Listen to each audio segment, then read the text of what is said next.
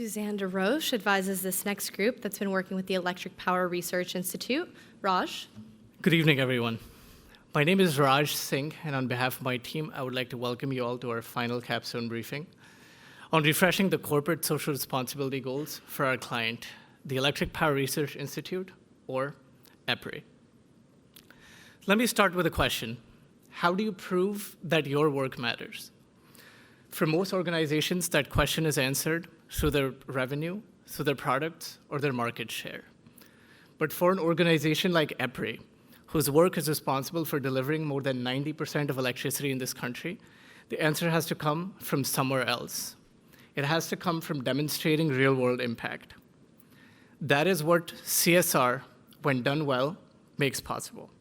And that is exactly what EPRI asked us to do.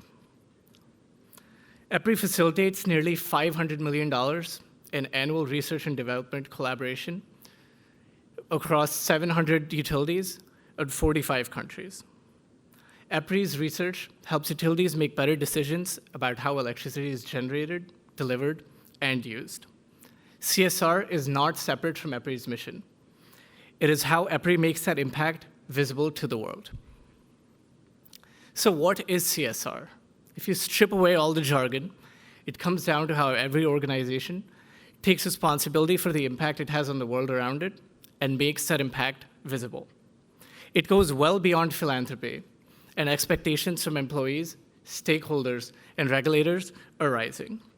For a mission-driven organization like EPRI, the question was never whether they should do CSR, but how they could do it in a way to maximize positive impact and visibility. So EPRI already had a CSR program in place. They came to us not to start from scratch, but to strengthen and enhance what they already had in place. Before we could make any recommendations, we stepped back to establish our baseline.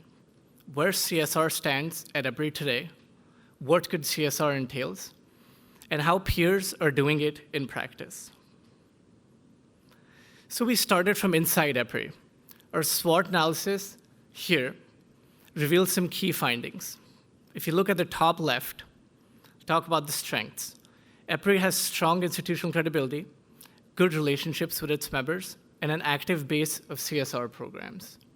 The opportunity for EPRI is clear. It has a real chance to step into industry leadership and unlock synergies from systems that already exist.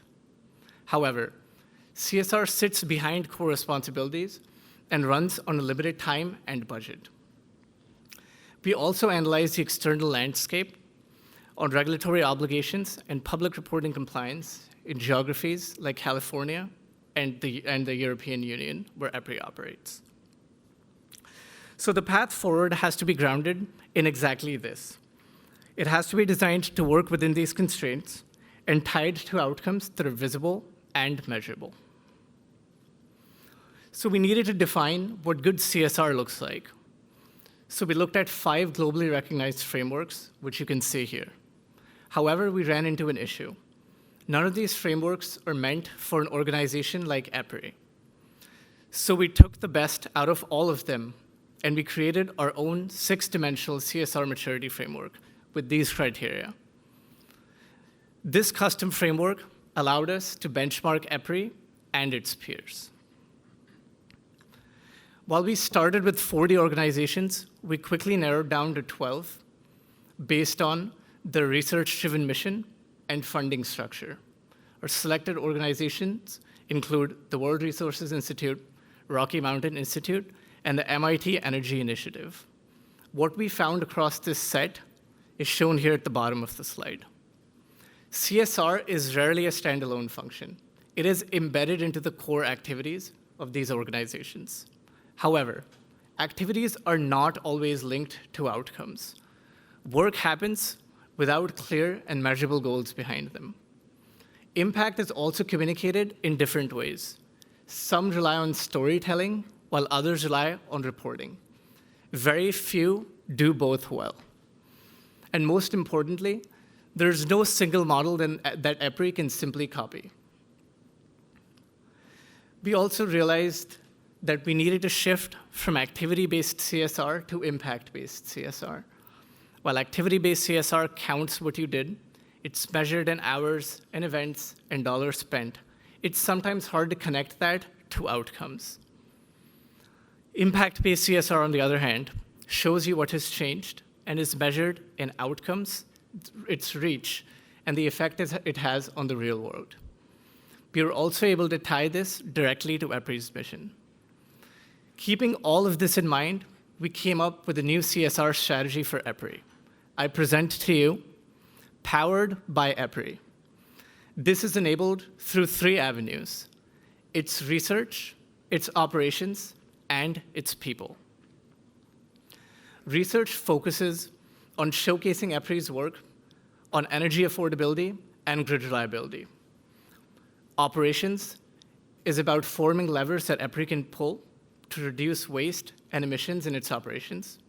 And finally, people is about turning employee awareness into action and creating more engagement for employees to be involved.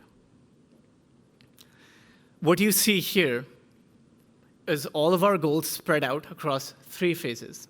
So that's 7 goals across phase 1, 2, and 3. Since CSR runs today on volunteer time and alongside full-time responsibilities, phase 1 is designed for maximum feasibility, using existing data, existing relationships, and existing infrastructure. Phase 2 is where real action happens across all 7 goals. Phase 3 is where the CSR program matures into something structured, credible, and sustained, the way it looks at most other CSR mature organizations that we looked. Reading across any of these rows will show you the progression of the goal along the 3 phases, and looking down any column will show you what EPRI is engaged in at any given moment in time. What you see here are not 21 separate actions. It is one progression repeated consistently across all 7 goals. Let me show you how this works in practice. Let us deep dive into operations goal number 3, focused on emissions reductions. Phase 1 for this goal is about visibility. We disaggregate EPRI's existing emissions and identify hotspots. We then build a decision-ready internal view. The key performance indicator here is what % of emissions can we link to defined drivers. We drew inspiration from MIT's travel dashboard. Phase 2 is about action. With that clarity in hand, we define priority reduction levers and pilot strategies like renewable energy procurement and travel governance. We measure progress by tracking the % of emissions covered by initiatives. And this was inspired by Kearney Institute's SBTI-aligned reduction levers and pilots. Finally, phase 3 is about integration. Strategies are rolled out organization-wide. Scope 1 and 2 commitments are met, and a Scope 3 trajectory is locked in. KPIs shift to actual emission reduction percentages. CSIRO's approach to embedding verified emissions disclosure into its annual sustainability reporting informed this phase. The goal starts with low cost and low effort and scales deliberately as the organization builds capacity. And that structure, visibility, action, and integration, with defined implementation steps, cost and effort estimates, is exactly how all 7 of our goals are built. So what is the sustainability goal that we set out to solve? And have we solved it? EPRI does meaningful work that shapes how electricity is produced and delivered across this country and beyond. The challenge was reframing EPRI's existing CSR work to align with its mission in a way to maximize its impact and visibility. Our solution is a framework that allows for better visibility in the near term, along with clearer signals and more employee engagement. Over time, it becomes measurable outcomes and consistent reporting, and eventually it becomes the standard that other organizations in the industry can look to. This is not about creating something new. This is about making what already exists work as a system, with the structure, measurement, and communication that it deserves. I would like to thank my team for putting all of this together And I'm happy to take any questions from the audience. Really good work and beautiful presentation. I'm curious about the methodology with regards to maybe interviews with stakeholders. Like, what were the conversations you were having with the employees who are maybe involved with this CSR as it exists? And what was the feedback you got? And how did that inform the ultimate recommendations? So something that went behind the scenes for all of this was that we interviewed with employees at EPRI. Due to scheduling and time constraints, we had to sort of restrict ourselves to talking to what is called the COLT, the Corporate Office Leadership Team at EPRI. These are sort of self-designated CSR leads at all 7 locations that EPRI has in the United States. And the feedback that we received from them was informed a lot of our work. They mentioned that they were seeing low employee engagement. A lot of times, the employees were unaware of the full scope of CSR activities that were happening at EPRI. A lot of people had mentioned that the CSR activities were not directly linked to what EPRI was researching on. In addition to all of that, when we looked at other organizations that are also involved in research of a similar nature, we were able to figure out what the gaps were that we needed to fill based on the feedback we received from the COLT team, and also based on what other organizations were doing well in those sort of categories, especially when it came to employee engagement and within office activities and beyond. Thank you so much. Great presentation. I was just wondering if you could explain a little bit more how the 7 impact categories that you established are different to EPRI's current CSR sort of, I guess, categories.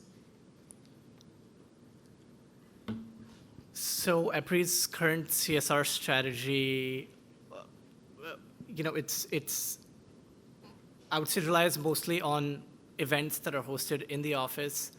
They organize things like blood drives and 5Ks. So that was sort of what we had to analyze and had to work with to move forward. Again, through all of this research, we figured out what the shift was needed to move towards. In terms of CSR, we recognized these 3 things. We had received feedback about employee engagement being low. EPRI had already made net zero commitments for scopes 1 and 2. So I would say that through our research, we were able to quickly identify what we needed to transform the CSR program into. Hope that answers your question. Well, thank you for a great presentation. I guess I wonder about the terminology a little bit, right? The use of CSR is that, there's progression, right, from CSR to ESG, and some companies are calling this sustainability. Is there a specific reason why you keep calling it CSR? Maybe because the type of organization or something else you're thinking, in terms of choosing this terminology or, sticking with this terminology. And secondly, I wonder about the timeline of the implementation, from phase 1 to phase 2 and phase 3. If you thought about what's the specific timeline for implementing the 3 different phases? Thank you. So we chose to go with CSR, I guess, mostly because when we had received the request from the client, it was to refresh their CSR goals. We didn't give it much thought to reframe that into ESG. We also wanted to sort of maintain an agnostic view, regardless of what was happening. Some organizations, for example, have altogether stopped reporting on CSR. They've changed the names of these reports. So again, we just continued onward with what was asked of us, and that was to refresh the CSR goals. To answer your second question about the timeline, obviously there's no single time frame that would fit all of these. Some of these phases might take a smaller or a shorter amount of time to implement. It is our view that to mobilize phase 1, it would at least need 1 to 2 years. Phase 2 would then build on that and sort of continue that trajectory forward. And then phase 3, eventually, in 5 to 7 years, when all of these systems are set in place, pipelines have been created for data collection. I think that is when they can really start to take advantage of everything that they did in phases 1 and 2.